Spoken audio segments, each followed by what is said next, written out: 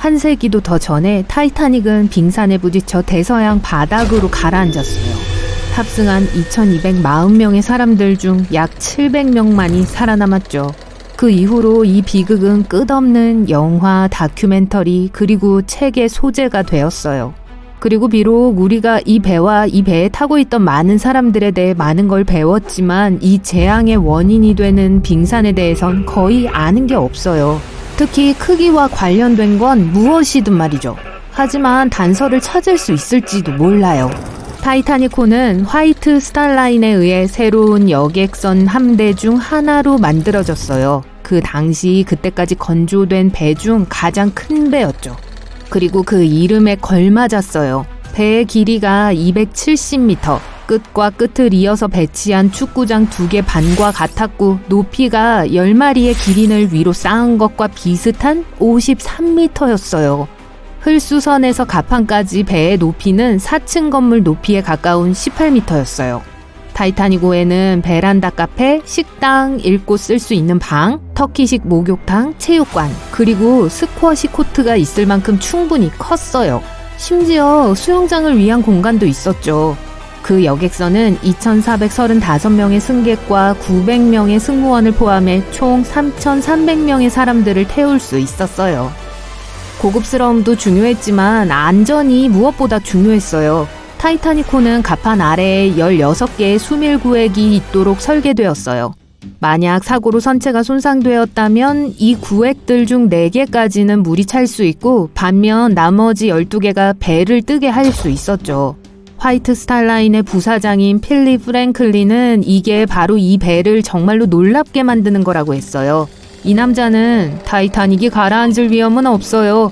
이 배는 가라앉을 수 없고 승객들은 불편함 말고는 겪을 게 없을 겁니다. 라고 말했어요.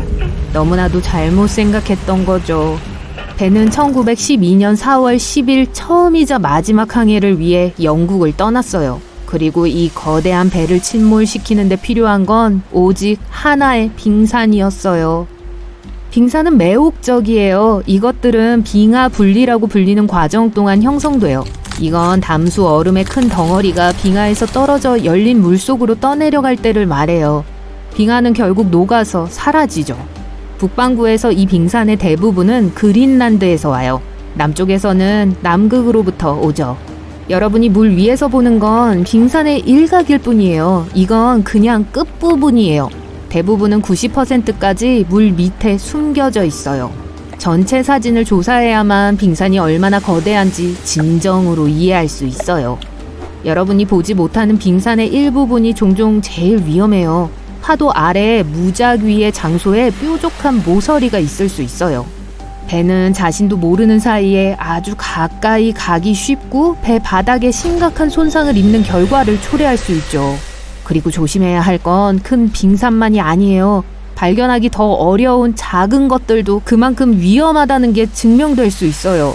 예를 들어 빙암은 길이가 2m 이하고 물 위로 1m 좀 더 나와 있어요. 그리고 조금 더 큰 빙산편은 크기가 4m보다 작아요.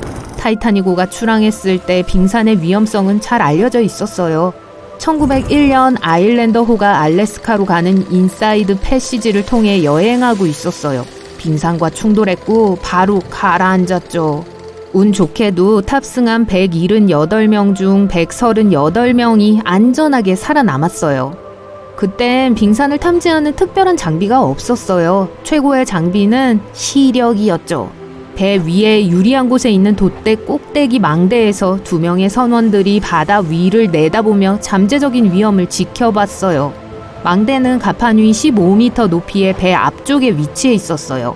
돛대에 부착되어 있었죠. 이 높이에서 사람들은 바다를 잘 볼 수 있었어요. 만약 뭔가 의심스러운 걸 봤다면 큰 종을 울려 경고를 울릴 수 있었어요. 그 후 선장에게 모든 위험을 경고하기 위해 특별한 전화기로 연락할 수 있었죠. 하지만 특히 타이타닉이 침몰했던 밤에 이게 얼마나 끔찍한 일이었을지 상상해보세요. 망대는 창문으로 둘러싸인 따뜻하고 아늑한 방이 아니었어요. 대신 환경에 노출된 커다란 개방된 통이었어요. 1912년 4월 14일 공기의 온도는 거의 얼뜻한 약 섭씨 4도였어요.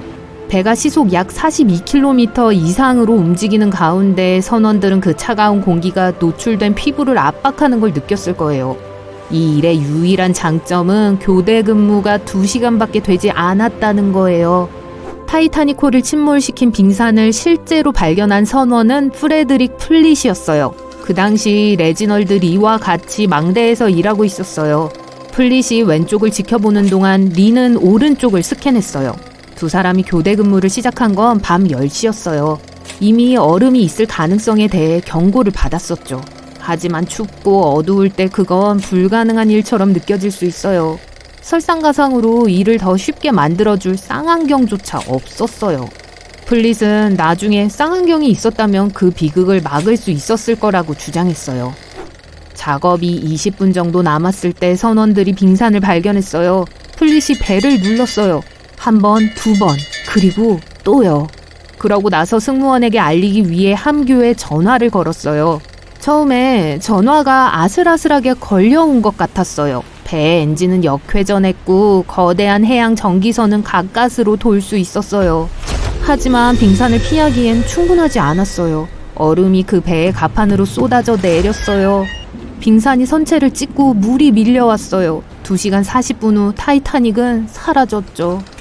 여기 첫 번째 단서가 있어요. 이 빙산은 쌍안경 없이도 어두운 밤에 육안으로 발견될 만큼 충분히 컸어요. 또 얼음 조각들이 배의 가판 위로 떨어질 만큼 충분히 높았어요.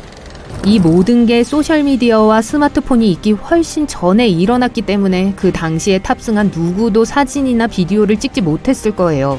그래서 물론 우린 실제 빙산에 대한 어떠한 영상도 갖고 있지 않아요. 하지만 그날 오후에 찍힌 가능성 있는 빙산의 사진들이 있어요. SS 프린츠 아델베르트호는 1912년 4월 15일 아침 그 지역 근처를 항해하고 있었어요. 이 배의 승무원은 타이타닉에 무슨 일이 일어났는지 아직 듣지 못했어요. 하지만 빙산이 떠다니는 걸 발견했을 때 그는 빙산의 사진을 찍어야겠다고 생각했죠. 왜요? 빙산의 바닥을 따라 붉은 페인트가 일렬로 그려져 있었는데 이는 지난 12시간 이내에 배와 충돌했을 가능성이 있다는 걸 나타내고 있었어요. 두 번째 사진은 충돌로 인한 잔해들을 찾기 위해 그 지역으로 보내진 미니아호라고 불리는 배에서 찍혔어요. 그 까뜰의 선장은 잔해 속에서 오직 하나의 빙산을 보았다고 했어요. 그도 빨간색 페인트에 줄무늬가 그어진 걸 알아차렸죠. 사진과 목격자 진술로부터 신문 보도는 빙산의 높이가 15에서 30m, 그리고 길이가 61에서 122m라고 추정했어요. 그게 두 번째 단서예요. 타이타닉호와 충돌한 빙산은 아마도 그린란드의 해안에서 배핀만을 지나 데이비스 해협으로 향하는 바다 여행을 시작했을 거예요. 여기서부터 레브라도해를 빠져나가 마침내 대서양에 도달했을 거예요. 그러니 이것 자체가 꽤 인상적이죠. 그린란드의 빙하는 매년 15,000에서 3만 개의 빙산을 만들어요. 어떤 건 작고 어떤 건 커요. 이 중 단 1%만이 실제로 대서양에 갈 수 있어요. 다른 것들은 그냥 도중에 녹아버려요. 우리는 침몰이 일어난 대서양의 온도가 섭씨 마이너스 2도 정도였다는 걸 알아요. 영하죠. 인간의 경우 동상이나 저체온증을 일으킬 수 있어요. 하지만 이 온도는 사실 빙산에게는 따뜻한 거예요. 대부분은 따뜻한 물 속에서 천천히 녹으면서 북대서양에서 2년에서 3년 정도 존재할 거예요. 이걸 근거로 타이타닉의 빙산은 1910년 또는 1911년에 그린랜드를 떠나 1912년 말이나 1913년에 완전히 녹아버렸을 가능성이 높아요. 하지만 대서양을 건넜고 배에 큰 피해를 입혔기 때문에 세 번째 단서가 있어요. 그날의 빙산의 크기는 결코 확실히 알 수 없을 거예요. 하지만 우린 그게 확실히 빙암이나 빙상편은 아니라는 걸 알아요. 이 두 종류의 빙산은 너무 작아요. 그리고 만약 얼음이 진짜로 충돌하는 동안 가판에 흩어졌다면 빙산은 18m보다 조금 더 높았을 거예요. 신문에서 했던 추정치가 아마 우리가 얻을 수 있는 것과 거의 비슷할 거예요. 타이타닉을 무너뜨린 빙산은 정말 어마어마한 빙산이었을 거예요. 그리고 빙산은 여전히 위협이에요. 최근인 2007년에도 유람선 익스플로러호가 빙산을 들이받고 남극 대륙의 웨들해로 가라앉았어요. 운 좋게도 모두 살아남았어요. 국제유빙감시대는 타이타닉호의 침몰 이후 1914년에 만들어졌어요. 이 기구는 여러 나라의 대표들로 구성되어 오늘날에도 여전히 운영되고 있어요. 비행기와 레이더를 사용하여 이 감시대는 더 큰 빙산의 위치를 찾고 추적해서 필요로 하는 모든 사람들이 그 정보를 이용할 수 있도록 하고 그 과정에서 더 많은 해양 비극을 예방하고 있어요. 한 줄기 불빛이 대서양의 고요한 물 위로 어둠을 가릅니다. 타이타닉호는 파도를 헤치며 앞으로 나아가고 있고 승객들은 잠들어 있었을 때 갑자기 무시무시한 흰색 모양이 불빛에 잡힙니다. 그 운명적인 빙산이 전설적인 배의 측면을 산산조각내기 직전이에요. 1912년 4월 14일 꽤 특이한 타원형의 거대한 빙산 사진이 찍히기 불과 이틀 전입니다. 이 빙산은 10만 년 전에 내린 눈으로 인해 형성되었을 가능성이 가장 높은 것으로 밝혀졌어요. 연구원들은 빙산의 기원을 알아내기 위해 컴퓨터 모델링을 사용했습니다. 1912년의 데이터를 사용해서 바람과 해류에 대한 새로운 정보를 추가했어요. 그 빙산이 아마도 남서 그린란드에 있는 작은 빙하무리의 일부일 것이라고 결론지었습니다. 오늘날에는 과거 어느 해에 그러한 빙산의 경로를 계산하는 것이 가능합니다. 이 악명 높은 얼음 덩어리는 그린란드에서 콘월에서 더 남쪽으로 가고 있었어요. 배가 이틀 후에 그 지역을 통과했더라면 빙산은 충돌 지점에서 멀리 이동했었을 거예요. 처음에 세계에서 가장 잘 알려진 빙산의 무게는 7,500만 톤이었습니다. 시간이 지나면서 서서히 녹기 시작했어요. 그리고 타이타닉호가 침몰했을 때 빙산의 무게는 150만 톤에 불과했습니다. 충돌 당시엔 아마 이미 몇 달 동안 녹고 있었을 거예요. 하지만 여전히 무시무시한 괴물이었죠. 타이타닉이 침몰했을 때 빙산의 길이는 120m였습니다. 표면의 30m 이상이 물 위에 있었어요. 어떤 사람들은 타이타닉호를 침몰시킨 것이 슈퍼문이었다고 믿고 있습니다. 그날 밤 1400년 만에 희귀한 달 현상이 있었어요. 정상적인 조건에서 빙산은 녹거나 질량의 대부분을 잃지 않은 채 그렇게 남쪽으로 멀리 이동하지 않았을 거예요. 하지만 슈퍼문은 빙하를 평소보다 훨씬 더 빨리 끌어낸 비정상적인 만조의 원인이 되었을 수도 있습니다. 타이타닉호의 잔해를 천천히 먹어치우는 특정한 종류의 박테리아가 있어요. 소금 부식, 해류, 낮은 온도, 그리고 이 녹을 먹는 미생물이 잔해 전체를 먹어치울지도 몰라요. 미국 여배우 도로시 깁스는 타이타닉호에 타고 있었어요. 그녀는 살아남았고 뉴욕에 도착했을 때 거의 즉시 Saved from the Titanic 이라는 영화를 찍기 시작했습니다. 이 영화는 타이타닉호가 침몰한 지 한 달 만에 개봉했어요. 그리고 영화에서 그녀는 심지어 실제 사고가 발생했을 때 신고 있었던 같은 신발과 옷을 입었습니다. 그 영화는 당시 큰 성공을 거두었지만 유일하게 알려진 영화본이 화재로 파괴되었어요. 타이타닉호가 침몰하기 14년 전에 Futility라고 불리는 소설이 출판되었습니다. 그 소설은 마치 모든 사건을 예측한 것처럼 보였어요. 줄거리는 항해 중 침몰한 타이탄이라고 불리는 가상의 배를 중심으로 전개되었습니다. 타이탄은 타이타닉과 거의 같은 크기였고 둘 다 4월에 침몰했어요. 그리고 침몰의 이유도 빙산과의 충돌이었어요. 실제 배와 가상의 배 모두 침몰하지 않는 배라고 묘사됐습니다. 그리고 둘 다 법적으로 요구되는 구명보트의 수를 가지고 있었지만 나중에 밝혀진 바에 따르면 충분하지 않았어요. 영화에서처럼 타이타닉에서도 실제 사랑 이야기가 있었습니다. 13쌍의 부부가 신혼여행으로 타이타닉을 타고 여행하고 있었어요. 그중 한 커플은 뉴욕 메이시스 백화점을 소유하고 있었습니다. 일단 타이타닉호가 빠르게 가라앉고 있다는 것이 확실해지자 아내는 남편 없이 구명보트에 타는 것을 거부했습니다. 하지만 남편은 아직도 여자들과 아이들이 배에 남아있었기 때문에 아내와 함께 가려고 하지 않았어요. 아내는 자신의 코트를 하녀에게 줬어요. 하녀를 구명정에 타도록 했고 따뜻하기를 원했어요. 아내는 끝까지 남편과 함께 하기로 했습니다. 어떤 사람들은 타이타닉호가 빙산이 아니라 미라 때문에 침몰했다고 믿습니다. 이 모든 것은 기원전 1000년경 이집트의 도둑들의 도시에 살던 한 신비한 여성으로부터 시작됐어요. 여자에 대해서는 거의 알려진 바가 없지만 여사제로 알려져 있어요. 그녀의 미라는 나무로 만든 관에 넣어졌고 그녀의 얼굴 이미지와 신비한 비문이 있는 큰 뚜껑으로 덮였습니다. 이 장소는 19세기 전반까지 숨겨져 있다가 우연히 한 무리의 현지인들에 의해 발견됐습니다. 그들은 그녀의 평화를 방해했어요. 아무도 영문을 모르지만 그 미라는 그날 흔적도 없이 사라졌습니다. 몇십 년 후 영국에서 온 부유한 친구들의 무리가 이집트로 여행을 갔고 검은 눈이 공허를 들여보는 듯한 여사제의 모습이 담긴 빈 미라관을 발견했어요. 그들은 그걸 사기로 했어요. 하지만 구매자는 관을 받기도 전에 같은 날 밤에 사라졌습니다. 그 그룹의 모든 구성원들은 사고로 당했어요. 그 관은 여러 곳으로 옮겨졌지만 몇몇 사람들에 의하면 타이타닉호에 타고 있었다고 합니다. 로봇 잠수함이 이 전설적인 배의 잔해를 찾는데 70년 이상이 걸렸습니다.